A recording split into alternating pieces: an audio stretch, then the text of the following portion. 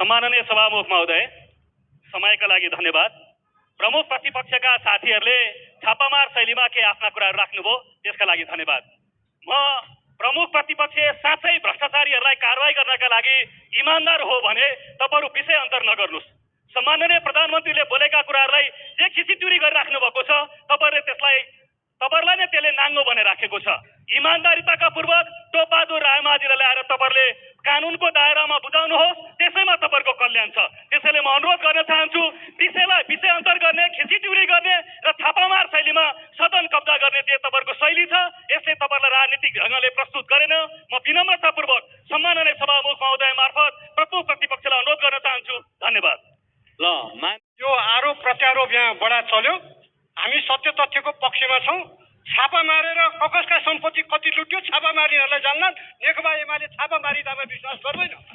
सभामुख महोदय, नेकपा एमाले संसदमा विश्वास गर्छ, पार्लियामेन्ट्री प्र्याक्टिसमा विश्वास गर्छ, संविधानमा विश्वास गर्छ, कानुनमा विश्वास गर्छ। धेरै साथीहरूले बोलिसकेको हुँदा म त्यो विषयमा जान चाहन्न। म एउटा विषयमा मात्र ध्यान आकर्षण गर्न चाहन्छु, जुन सभामुख महोदयको पनि विशेष चासोको विषय हुनुपर्छ।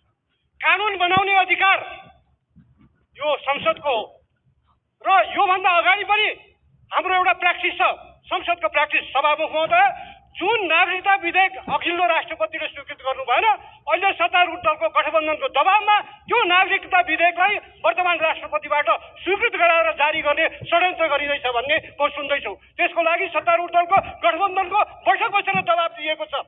यो कानुन यसरी निर्माण गरिँदैन। सभामुख महोदय, योभन्दा अगाडि धेरै हाम्रा पार्लियामेन्ट्री प्र्याक्टिसमा समितिले पास गरिसकेका विधेयकहरू एउटा अधिवेशनबाट नजाँदाखेरि फेरि तिनीहरूमाथि छलफल भएका छन्। नेपालकै इतिहासमा राष्ट्राध्यक्षले अस्वीकृत गर्दाखेरि, सिग्नेचर नगर्दाखेरि योभन्दा अगाडि पनि विधेयकहरू थन्किएका छन् र नयाँ विधेयक सरकारले पठाएको छ।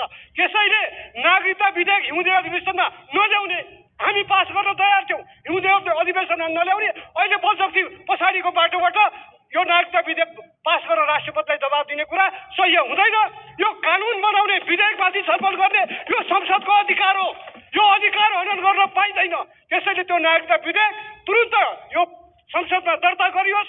यो संसद नागरिकता विधेयकको संवेदनशीलतालाई बुझेर त्यसलाई गम्भीरतापूर्वक छलफल गरेर नागरिकहरूको र देशको हितमा पारित गर्न तयार छ।